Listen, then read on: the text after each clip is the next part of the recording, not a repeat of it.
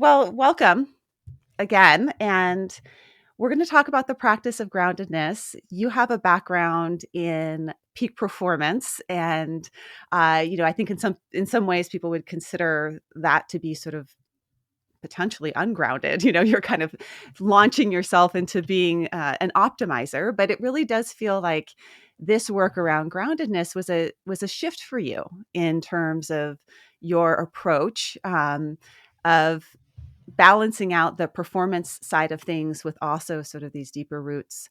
So tell me a little bit about where you're at now and your thoughts. Mm. So the other book that you're referencing, Peak Performance, is just that. It's really about what are the practices and principles for when things are clicking and you're at the top of the metaphorical, or for some people, the real mountain.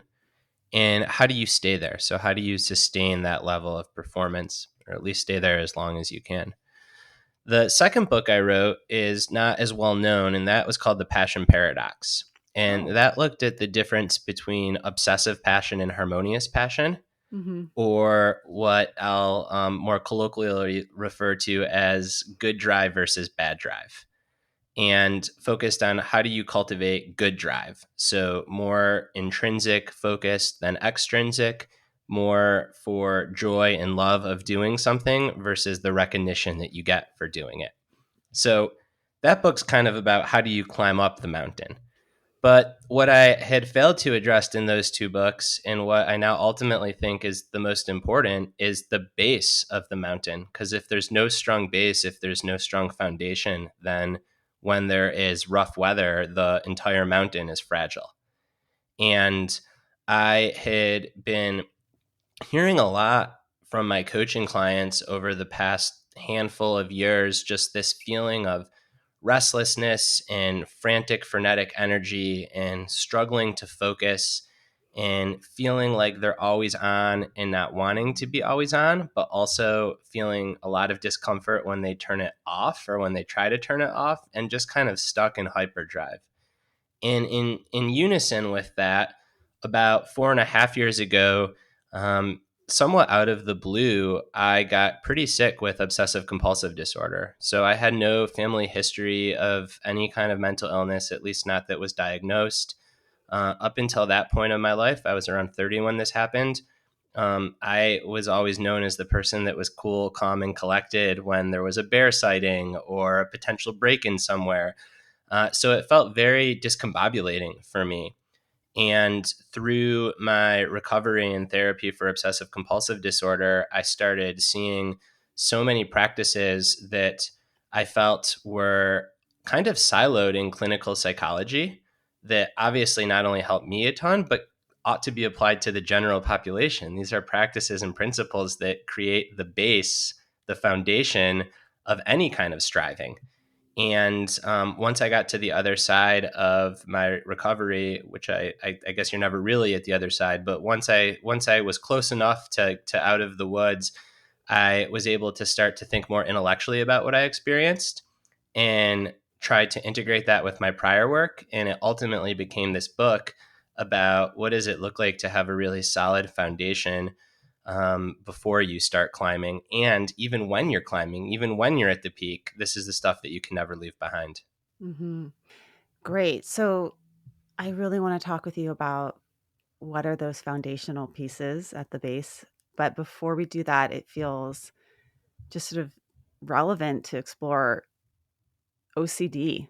And because not everyone may have an experience of what it's like to have OCD. I mean, obviously, if you're a therapist or you have a loved one, but can you talk more about that, what that experience was like for you?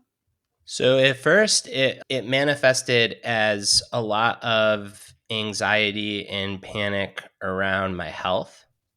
So this story is in the book. I think it's an important one to tell. I was in New York City and I was training for a marathon, and I did a like an 18 or 20 mile run in Central Park, so very long run.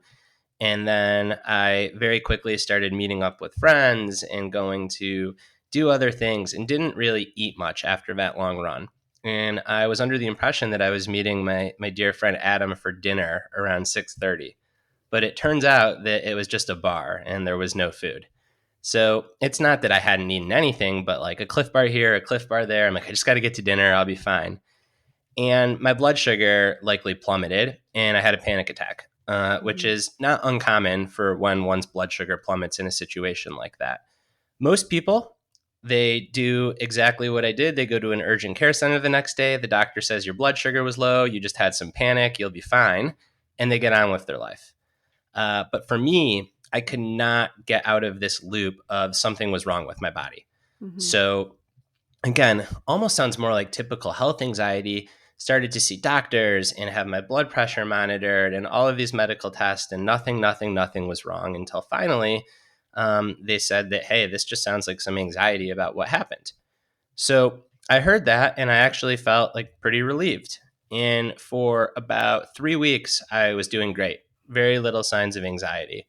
And I was on a long car ride and I had the most intrusive thought, which was, well, why don't you just drive off the road right now? And the thought came out of absolutely nowhere, but it was accompanied by this feeling, this jolt of panic, anxiety, despair. And I said, I don't want to do that. And then my brain said, well, why don't you want to? Why don't you just do it? We're all going to die anyways. And it was a very quick spiral into just this loop of intrusive thoughts about self harm, followed by Mhm. me being terrified that I was having the thoughts, associated with terrible feelings, and me wanting to get rid of the thought. I had awareness that something was wrong. I need to see a psychiatrist. So I got into a psychiatrist, and it was such a relieving moment. And he kind of smiled and said, you're not depressed. You just have OCD. And I always thought that OCD was exactly as it's portrayed in popular culture. So you have to be organized, you knock on a door a certain number of times, you have to count in your head, you can only eat red M&Ms but not blue ones. And while there are some manifestations of OCD that show up like that, it's this much broader category of disorder where your brain is just out of control, firing intrusive thoughts that are often associated with terrible urges or feelings, followed by you trying to get rid of them, followed by them coming back more. And my compulsion, though it wasn't visible like tapping or knocking, it was trying to problem solve in my brain all the reasons that I wasn't actually depressed, or going onto websites and Googling, well, what would a depressed person do? So when I got the diagnosis of OCD, I started on an SSRI, which is the first line treatment for obsessive compulsive disorder, as well as with a therapist who I still work with because now she's just like my coach. And I know you're not supposed to love a therapist, and it's not in that way, but she's just such an important person in my life, Brooke. And for about 8 months, I probably had a therapy session once or twice a week. That for the therapist in the crowd worked through broadly what's called exposure and response prevention, which means exposing myself to whatever intrusive thoughts I was having and not problem solving, just like being like, oh, maybe I will, maybe I won't. Which again, in hindsight, sounds so easy, but when you're in the middle of this, it's like a crazy mind. It's not rational. Followed by acceptance and commitment therapy, which was all about, all right, life can't just be about rehabbing from OCD. So how do you kind of carry some of the lingering parts with you and go on and live the rest of your life? I think it's helpful for you to describe that whole span of events. And for folks that may not be diagnosed with OCD, the processes that you were engaging in, humans do. And those same processes that underlie OCD are very similar processes that may underlie something like an eating disorder or an addiction, which is believing your thoughts to be true when our mind just produces these like crazy thoughts. We've all had the thought, I might drive off that. Every time I go over this bridge in San Ynez that has this like really deep drop, my mind always goes, I wonder what it would be like if I drove off it. But I'm not hooked by that thought, and I'm not trying to prevent that thought, and I don't believe that thought to be true, so therefore, I can just let that thought come and go.